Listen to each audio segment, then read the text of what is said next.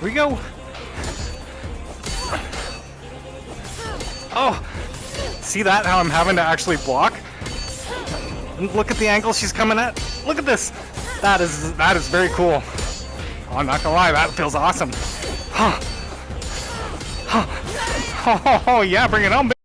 For such a short game, man, what a wicked workout. No joke, after about 45 minutes of my first session, my legs were shot for the day. I couldn't play anything else, man. I had to wait for another day to get back in and try, and even that, I realized I was super out of shape, but so much fun. It is pick up and play action. You're literally just using a katana and a pistol, and you're switching between both weapons at all times, and you're slashing your way to advance throughout the levels. It's super simple stuff, just stationary standing there, and you're using your grappling hook on your left hand every now and then to pull yourself closer to something or grabbing an object in the environment to use as a shield. And just like Zombieland, the faster you get through the levels, man, you'll be rewarded for it. There's a star that you earn if you get within a certain time limit. So you do want to zip around and just boom, boom, boom, get through as quickly as possible. And just like arcade fashion, man, you'll have a lot of replayability trying to nail that time or survive that level without getting killed or getting all collectibles to get those 3 stars. But you do not need to earn stars to actually progress in the game like a lot of other arcade games. This is just for trophies at the end. Speaking of which, there is a platinum trophy for the game and I have not earned it, but you will remember the run and you'll get better and better. Jumping into the game right away, it didn't grab me as in like this super vibrant world. It seemed good, and I mean that, good. It's not bad, it's not great,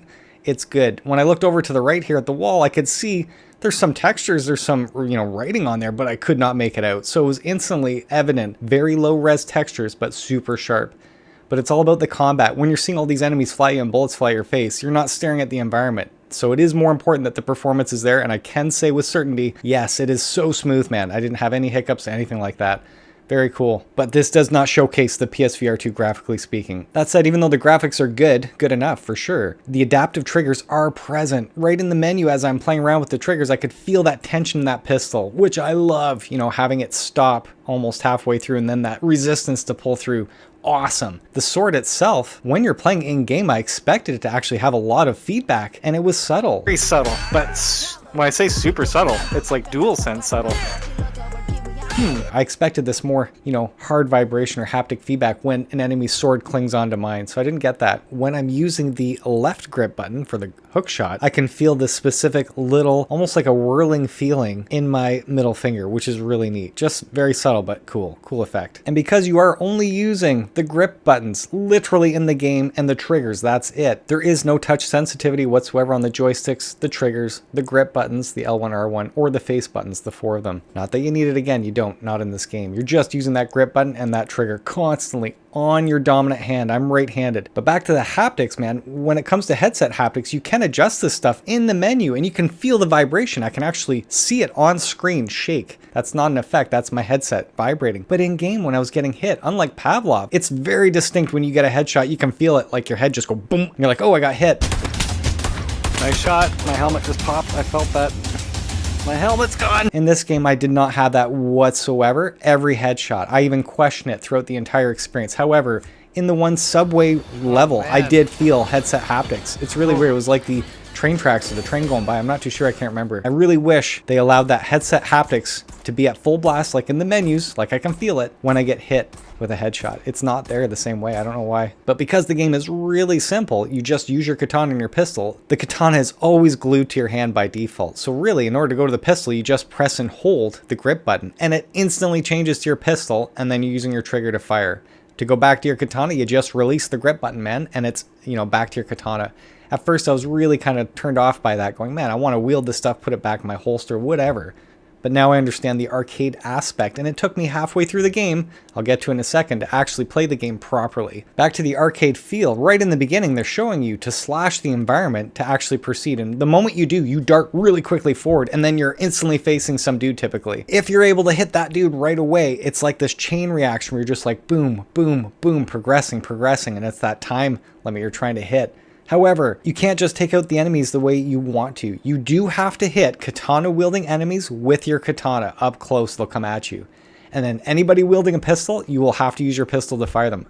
Thought it was really weird at first, but when you're firing your pistol at the katana wielders, they're showing it looks like it's deflecting it always, no matter what. So you're pacing the entire thing to have whoever's in front of you slicing you, man, you go to your katana and then you quickly switch to your pistol. What I loved is the intensity of the game. Here I am dodging, constantly squatting, which I didn't know would wreck my legs within, 45 minutes. When really you just have to stand there. And they're teaching this in the very beginning of the game, and just switch back to your katana and deflect those red glowing bullets. All of the other bullets that are coming at you at regular speed, they're just wild shots. They're there to throw you off. So you feel like it's coming at you, but no, you see tracers, it's not going to hit you, man. Hold your katana and then just deflect those red glowing bullets, and then as they're reloading, you switch back to your pistol. That is the whole premise of the game. You are dodging, don't get me wrong, but you're also waiting for the opportunity as they're about to reload to switch back to your pistol after deflecting. And man, you can get really good at deflecting those shots. It just takes a bit of practice. And it is, man, really kick-ass to have that happen when you're consciously deflecting and then timing your shots to go back to your pistol. It does have a very wicked feeling to it. That was the reprogramming for me, was to not try and take cover and just try and deflect. And it became much easier of a game. So I'm saying this right away, man. If you go to play this game, which I do recommend, just not at full price, we'll get to that in a minute. Like, this is the whole game. The whole game is just switching between your two weapons and then parrying or deflecting these bullets while dodging. And at the same time, use your grappling hook. So on your left hand, every now and then, you'll have an object in the environment that you can grapple to. It's always yellow, or a yellow hazard symbol, or a glowing yellow object. It's not glowing, it's just bright yellow. It is distinct. In the options menu, you can have it at the default where it's like, it lets you know that the thing's there. It's literally blinking at you. Or turn it off, which I highly recommend.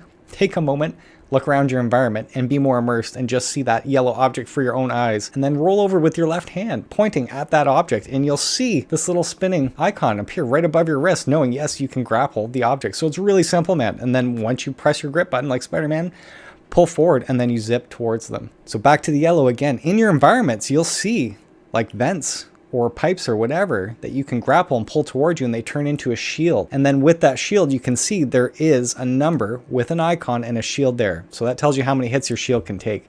Just like the enemies, there's a number above their head and it has a minus there. That's how many more hits it takes to beat them. So it tells you, and you can't shut that off in the HUD. I wish you could, man, but you can't. But classic arcade stuff. Again, it didn't break the game for me whatsoever. Everything's just so fast. I'm not even looking at numbers. I forget about them. Even the number, for me, it shows my health in front of me. I'm not even noticing that in game, thankfully. It's just so fast paced, but it's there. And speaking to yellow objects you can grab, even yellow suited enemies. If they're stationary, they're waiting for you to grapple them to pull yourself towards them, and then they have a katana to fight you with. If they're in the background running just for a split second, you want to grapple them immediately, and you're taking their automatic gun from them.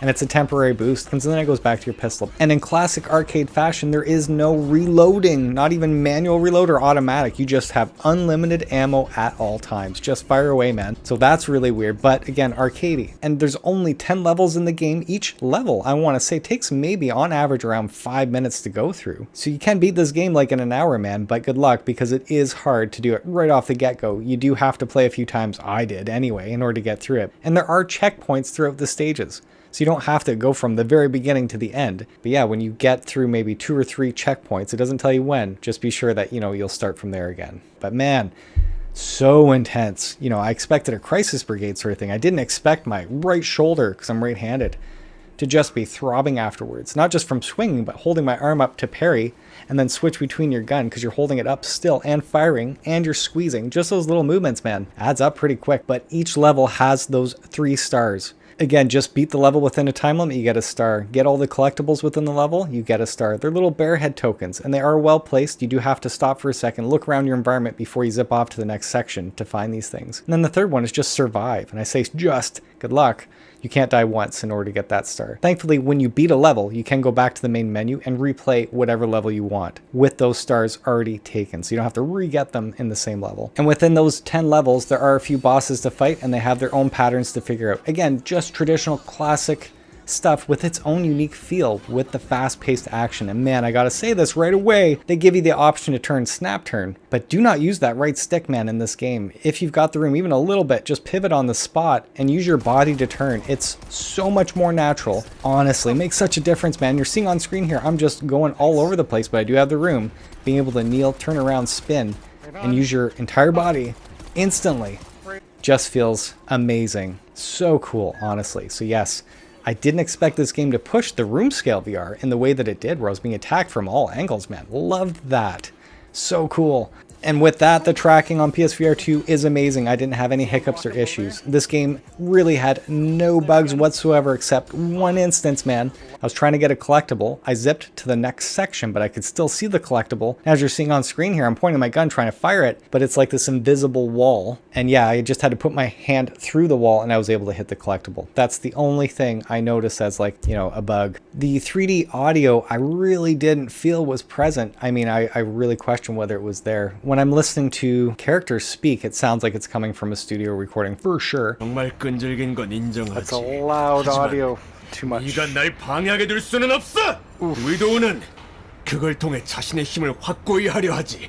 That was really loud and did feel like a recording, a studio recording. It didn't have that 3D audio in the environment. When I'm hearing bullets fire behind me, I'm not alerted to it to the point that it tells me, you know, I heard a tracer go by my head, I'm going to turn around. I'd have to be hit first, seeing a flashing red screen.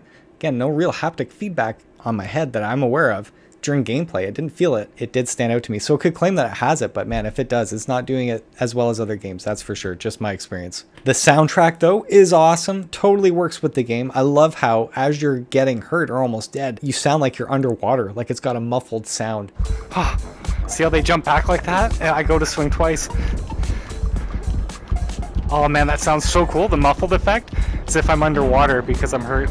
Even the music, I feel like progresses as the stage is progressing. You're hearing more instruments or more vocals or something, because I'm not familiar with the tracks, but it is K-pop from what I understand. But it all worked for me, man. Like, I'm not against the genre of music. It totally felt appropriate for this game. And I was bopping around after a while, man, going to it. It was like, yeah, this is awesome. It totally gave you that adrenaline rush. But performance-wise, I didn't see really any aliasing issues or anything like that where it seemed like it was taking me away from immersion. The performance was fantastic. Everything's super smooth, but really basic, even though it looks clean. The textures on the guns and the katana, they do look good, but I feel like I've played so many other games that really stand out on the textures, but it plays amazing. It really does. Again, I wasn't expecting to enjoy myself the way I did, but so short, because the game's so short, even though you can replay them and it gets harder, as I was saying, getting those 3 stars. I wish there was more levels, I really do. And I have to say there was one moment when I was testing out the room scale aspect of this. I always try to lay down in every game to see if it'll pop me back up, because half the VR games do this, man. It's horrible. But man, check it out. I was able to test in this one scenario to take cover on a little ledge like this big, lay down perfectly flat and take advantage of the environment, and I was able to get through that stage based on me just laying down. Totally thought that was awesome.